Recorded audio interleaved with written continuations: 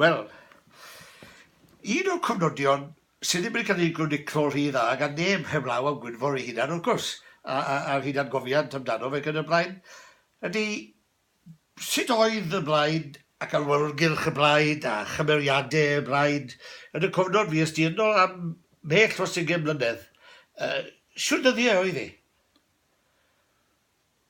Wel, o gyda cher yr un llaw, blaid gwleidyddol, oedd yn ymladd etholiadau yn bir anrhefnus yn hynny, ond ar y llaw arall, roedd gyda chi o ran gallu a meddwl creadigol, oedd gyda chi hufen y genedl yn perthyn i'r pwyllgor gwaith.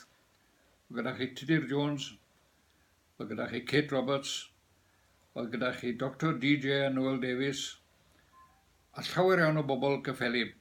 A mi roedd esteddfodau'r pwyllgor gwaith yn o fath o symposiwm o gyni'n teimlo'n grwt 15 oed, mae'n fraint aruthrol i fod yn fydd ddysgedig yma. Ond faint o wleidyddiaeth ymarferol oedd sy'n gwestiwn gwahanol. Ond oedd bethau nhw'n byw yn y byd real o gwbl yn hermeg wleidyddiaeth fylgar o ddydd i ddydd. A dwi'n gweud hynny i'w tirged nhw. Maen nhw'n bobl hyfryd, a mi gadw nhw fflam gref hunaniaeth Cymru yn fyw am blynyddoedd, a hynny'n arwen yn y pen draw, wrth gwrs i fuddugoliaeth Gwynfor yn Garfyrddin. So Gwynfor oedd y gwleidydd, ti'n dweud? Oedd Gwynfor yn lawer mwy o wleidydd na dim un ohonyn nhw. Oedd. A roedd Gwynfor hefyd yn sylweddoli bod gwleidyddiaeth, politics is the art of the possible. Mae gwleidyddiaeth, mae celfyddyd y posib. Ydy gwleidyddiaeth. Dwi'n credu, dwi wedi dweud o'r blaen, anrhegwyd Gwynfor pan oedd wedi bod yna am 20 mlynedd. Gan DJ Williams Abergwaun oedd un o'r hen stolwat y blaid a wedi bod yng Ngharchar, wrth gwrs, yn un o'r 3 losgodd yr ysgol Fomio. Ac yn cyflwyno anrheg i Gwynfor yn y termau yma gyfred, gredodd Mr Saunders Lewis i fod yn arwen cenedl gref ac fe fethodd. Ond chi, medde fe, a gwein mawr ar ei wyneb, Mr Gwynfor Evans, mae'n bosib llwyddwch chi. Dych chi'n sylweddoli bod chi'n arwen cenedl gwan. A dwi'n credu bod hwnna yn ddedfryd gywir iawn. Bydde hwnna ddim yn lawr rhy dda gyda Saunders Lewis? Na. I Saunders Lewis oedd rhaid i ti berthyn i'r wir ffydd. A'r wir ffydd oedd herio pob peth oedd yn Saesnig, sefyll dros annibyniaeth yn ddidroi nôl, a peidiwch adnabod unrhyw rinwedd mewn unrhyw blaid arall na dim byd felly. Ond roedd Gwynfor ar y llaw arall yn fodlon roed achos oedd yn achos arall nag annibyniaeth, ond oedd e ddim yn gwrthod annibyniaeth, oedd annibyniaeth yn para yn nod ar yr orwel bell. Ond oedd o ddadleuon brwd anghytundeb? Oedd. Mi roedd gyda ni bobl fel Trevor Morgan a Catherine Daniel, gweddw Jack Daniel. A oedd yna dros y wir ffydd. A'r wir ffydd oedd bod yn rhaid i chi fod yn gyfan gwbl ddidroi nôl dros annibyniaeth a dim byd arall. A dwi'n cofio'n iawn, gyson ni lawer ymryson mewn ysgol ha ar moderates. Roedd Gwynfor yn perthyn iddo, a minnau hefyd o ran hynny, a enillodd bob tro. Ond ar ôl dweud hynna, roedd hi'n addysg mawr iawn i glywed syniadau'r bobl yma. Oedd yn bobl disglair ac yn bobl o lendid calon. Lle wyt ti'n gosod tyged yr iaith yn yr holl beth yma? Mi roedd tyged yr iaith yn un o'r pethau mwyaf, fel byddai'r Saes yn gweud, epoch making. Gallwch chi ddychmygu, fe newidiodd hynna holl ethos pobl yn gyswllt yr iaith Gymraeg. Dyna lle roedd bobl wedi bod yn edrych ar gyfrifiadau o un degrif i'r llall ac yn gweud, o ie, mae pethau'n mynd yn wath, mae gyda ni lai o bobl ifanc yn siarad y Gymraeg, mwy a mwy o'n pobl ni yn hen ac yn y blaen. Ond Saunders yn wir roedd yr her i lawr, dablodd y gontret i lawr, a dweud, un ydych chi'n gymryd y peth mewn ddifrifol, a mi roedd e'n sôn am y Beasleys, ydych chi'n gwybod, y Beasleys yn gwrthod talu treth o'n i bai bod nhw'n cael i nodi'n treth yn Gymraeg. Saint o bobl, bobl ddiwylliedig, oedd i drodwn nhw bron i gyd wedi cael cymryd gan y bailiffs. am na bydden nhw ddim yn rhoi fewn bobl digymrodedd. A dwi'n credu bod tynged yr iaith yn un o'r digwyddiadau mwyaf pwysig yn hanes Cymru, ac yn sicr yn hanes yr iaith Cymraeg, a dyna wrth gwrs roedd o dŵf i Gymdeithas yr Iaith. Ie. Neu fodolaeth i Gymdeithas yr Iaith. Wel, ti oedd y mam na Rogan? Siomes di Gwynfor, ti'n meddwl? Dwi'm yn gwybod, oedd e'n un o nifer o rai, wrth gwrs. Na ti bydde'r person mwy amlwg yn hwnnw allu a dwi'n arweithio. O'n i'n hoff iawn o Gwynfor, a mi fi sy'n gyfeillgar iddo fe hyd i fedd. Ac yn meddwl y byd ohono fe o hyd. Roedd e'n ddyn a ddwyn a gwych, ond roedd gyda fe syniadau set mewn concret. A ydych chi byth a dadle gyda fe ar y pethau hynny.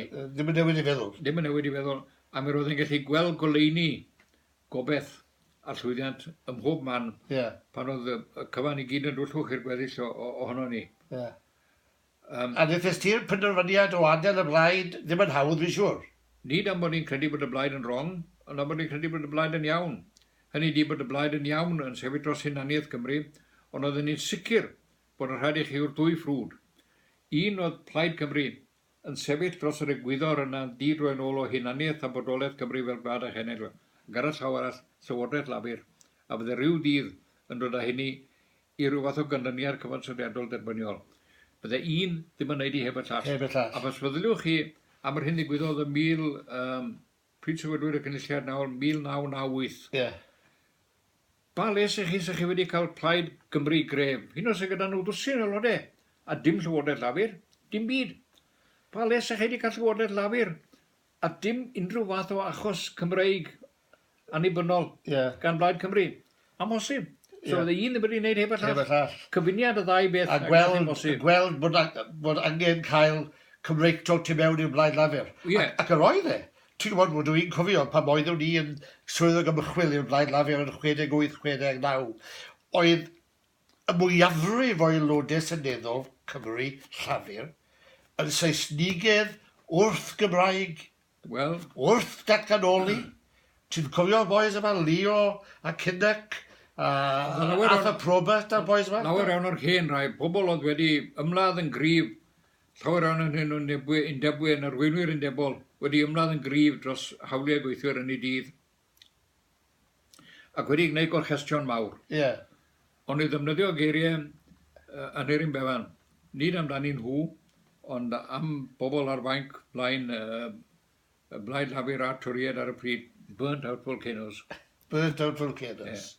Ac o'n nhw wedi llosgi allan. Ac oedd gyda nhw, o'n nhw eisiau clywed. Dim byd oedd gyda ni bobl ifanc i ddweud yn y cyswllt yna. A ti'n cofio fel y fyny, cofio yr ymrafel fi oedd am flynyddau. Sym syniad gyda bobl yr ymrafel fi o tu ôl i'r llenni. Dwi'n cofio Leo Apsi yn gwneud y pwynt yma mewn un o gyfarfodydd aelodau seneddol y Blaid Lafur. We'll already now, below the salt. And if we create this chip shop in Cardiff, dyna beth oedd e'n galw. If we create this chip shop, we'll be further down. Dyna beth oedd e. Dwi'n cofio anfon nodyn i Cledwyn. Yn dyfynnu Morris Cyffin. A fydredd iawl ddoedid yn amgenach. Cledwyn yn gwybod iawn beth oedd ac yn nodio yna. A fydredd iawl ddoedid yn amgenach. Un gan ola. Ti'n cofio SO na? Edw'n iawn. Oedd SO wastad yn siarad yn trydydd person. Oedd SO yn dweud, and these poor people, they had a terrible problem, you know, did they?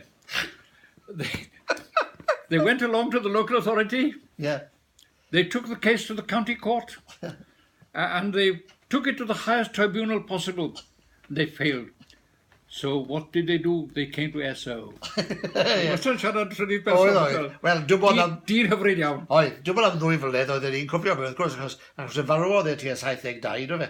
Beth efo dwi'n cofio yn fwy na dim, oedd mor driennus yr oedd y Blaid Lafur yn y Senedd tuag atog e pan yn illodd e fel annibynnwr. O'n nhw'n greulon oedd o fe? Wel, o'n nhw'n gweud bod SO yn cerdded rownd y darn bach yna Merthyr y Triangle. Bob bore dydd Sadwrn. A bod e'n codi hat i bob dyn a bob ci a cath oedd y gwrdd. Ie, ie. A ti'n gweld ni nawr, Ond wyt ti oedd wedi- yma hat Homburg ddi, ti'n gwybod ni? Ie, ie, ond wyt ti wedi i ddiranwad yn iawn. A roedd e'n siarad Saesneg. Oedd. A dy trydydd person wastad. Ac hefyd mor posh, ie. Oedd, oedd. Ie? Oedd. Dyddi e da, chat. Oedd e sôn di'n hyfryd iawn war y teg. Oedd. Dwi'n cofio, oedd na gefnder i fi, Iwan Morgan, yn ymgeisydd llafur fan hyn yn 1945-1950. Ie. Ac oedd e sôn o'r lan o 2-4 gwaith o'r wythnos i gefnogi war y teg. reit. Ac oedd e'n grif iawn bryd hyn dros Senedd i Gymru a dros y Oedd, pethau mae i yn gyd. y 50au, oedd. Oedd. Ac eso mewn ffaith, yn 1952-53, doedd ar petisiwn am Senedd i Gymru ger bron y Senedd. Ie, ie. Nath y job dda iawn o'n ni. Do. Do. Wel, dyna ni. Heddwch i'w lwch. Ie. Wel, diolch yn fawr ysaf Morgan. Byddwn ni nôl at y pethau yma to. Ar ôl i ni ddod i'r rhai nawr ar YouTube dros y wythnos y ddwy nesaf. Ac fe gawn ni gyfrol eto o atgofion am y fyrdod a meddwl yn ysaf Morgan am yr holl bethau yma. Cyn bod ni'n mynd i ddiweddar, mae eisiau ni'n cynnal nhw a'i cadw nhw. Diolch yn fawr i ti. Diolch yn fawr iawn. Diolch yn fawr. Mae'n brysur mawr. Diolch yn fawr.